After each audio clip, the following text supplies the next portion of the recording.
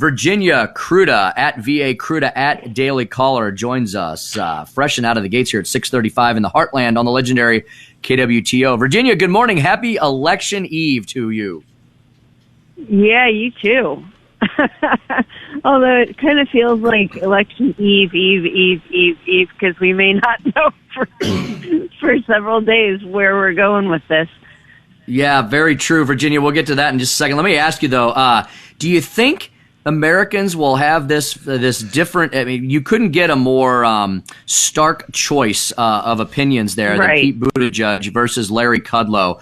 Do you think Americans are sick and tired of being told we have to hide in our basements? We kind of know what this virus is, how it does, how it reacts. We need to keep washing our hands. Right. Apparently, we were very dirty. Apparently, we were very dirty people there a few months ago. And this is how we confront it.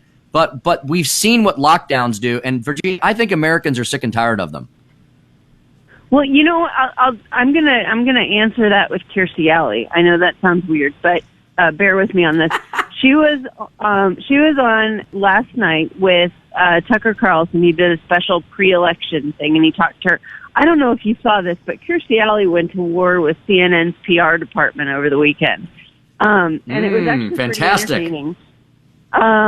She said something about her friends had. She has been a Trump supporter since 2016, and she's taken a lot of heat for it. And her friends told her that she should be watching CNN. So she's like, okay, I'll give it a shot. So she watches CNN, and she's like, oh, my God, now I know why everyone's terrified. Because all they're doing is scaring people about the virus. And the CNN PR department responds to her and says, well, you know, you could just change the channel like millions of people did when Veronica's Closet was on. And she laughed. She's like, you realize that show was top 10, right? Like they didn't even Google it. And so she's kind of like not even bothered by this, but she told Tucker about not just the fact that CNN's PR department was apparently being run by a millennial who didn't know, but also that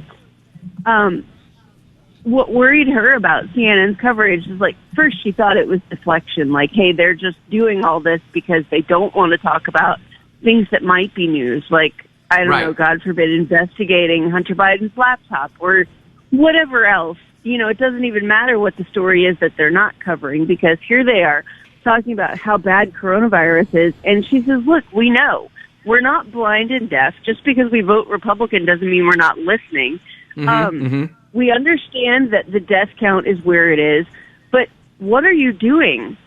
What purpose do you serve if all you're doing is wringing your hands and talking about how we need to social distance and wash our hands and we need to wear masks and we need to stay home when we can? We already know this stuff. You know, all you're doing is scaring more people who might have cancer into staying home instead of going to the doctor. That's exactly the point, Virginia. Other issues. And so she's like, look, you can't, you know, more lockdowns and wringing our hands about the potential for more lockdowns doesn't serve any purpose other than to distract us from the other news of the day. Because, Virginia, there's nothing new here, right? It's been 8 months, going on 9 months of being told exactly what this virus is. I think most smart people, which is, I think, most Americans, if not all Americans, now know it is a highly transmissible contagious disease. It has mutated into a more transmissible version. However, Virginia, I think people also know, because they don't see the body bags in the streets, they don't see ambulances running up and down their neighborhoods, the death rate, the mortality rate continues to plummet on this illness to the point where it is a mirror of influenza A and B type levels. And so people are like, okay, well then let's get on with life and deal with this like we've dealt with every other virus that's affected humankind. Yeah. Well, and the thing is, it's no longer about the virus. Now it's about the fear, because you can't go, and there are people everywhere who are still going out and doing things like, you know, yelling at people in a store who don't have a mask on. Like, you know what? You don't have to get within 6 feet of them. You know that, right? Because we understand what mitigates this. We understand how to, you know, people were sharing a photo on social media and like screaming it because it might have been Chris Cuomo getting a haircut without a mask on. And there's a part of me who's like, yeah, if you're gonna get on TV and yell at other people about masks, you should probably practice what you preach. But at the you probably should. At the same time, if you look at it from a scientific perspective, and you remember what they said, wearing a mask is not to protect you; it's to protect other people. For the most part. Exactly. Cuomo has already had the virus. The odds are very, very slim that he has it and is going to spread it to his hairdresser, who is also wearing a mask. So, scientifically speaking, he's probably not putting anybody at risk. But so, if you look at it from that point, but from the perspective of, hey, he's been telling everybody else what to do, and he's been part of the fear mongering. So maybe he should step up and be an example. But, right, to the point where he got a letter from his condo board in New York City, because every American has a condo in Manhattan and a house out in the Hamptons. A different issue. Well, right, and back to what Larry Kudlow was saying about lockdowns and about the tax cuts and everything. Kamala Harris has been going to every stop talking about we're not going to raise taxes on anyone under $400,000. Well, she clearly doesn't understand the Trump tax cuts then, because they also said they were going to repeal those, which is an immediate blanket repeal on a tax cut against thousands and thousands of Americans who make under $400,000 a year. So, here we go. Virginia, let me ask you about, we got a few minutes left here. There was a major poll. I've been trying to get to this all morning. I might as well get to it with you. There was a major poll that broke yesterday. I think the mainstream media is trying to do its darndest to absolutely ignore it. It came out of a state that has been declared by the national media to have been a battleground for the last few months. Maybe now they'll stop talking about it as such. It's the state of Iowa, which basically Joe Biden, taking a page from Hillary Clinton, ignored pretty much ever since he had his party's caucuses there. That debacle, maybe that's why you wanted to try to forget it, back in February. And Virginia, the new poll is that Trump wins back independence in Iowa to take a 7-point lead overall. Biden losing ground with women. So Virginia, again, everything the mainstream media has been telling us, that Trump's losing independence. He's getting crushed. Women are just, the women's vote is crushing Donald Trump. They're all going to Biden.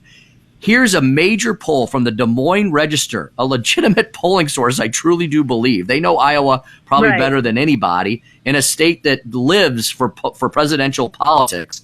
A 7-point lead. Virginia, could it be possible that 4 years later, the mainstream liberal media learned nothing from 2016? I think that it's pretty clear that they learned nothing. And the polling, now I'm not willing to say that, hey, polling errors are enough to say that, yeah, this is going to go one way or the other. But I would say that polls are a good indicator, but they're not necessarily the end of the line. And I think you'd agree with me on that. Yes, absolutely. They're a good snapshot in time. Yeah. Right, because we don't know, and this is an important thing, we don't know when these polls are being taken now. Are they being taken by likely voters or people who have already voted? Because if you look at the pool of voters who haven't voted yet, like if they're only polling people who haven't voted yet, statistically speaking, more of your absentee and early voters are going to lean Democrat, and more of your election day voters are going to lean Republican. So if you want a good poll at this point, you have to oversample Democrats. And then you look at the demographics and you're like, they oversample Democrats. So probably this is wrong. Well, it might be right at this point because of who you're actually looking at.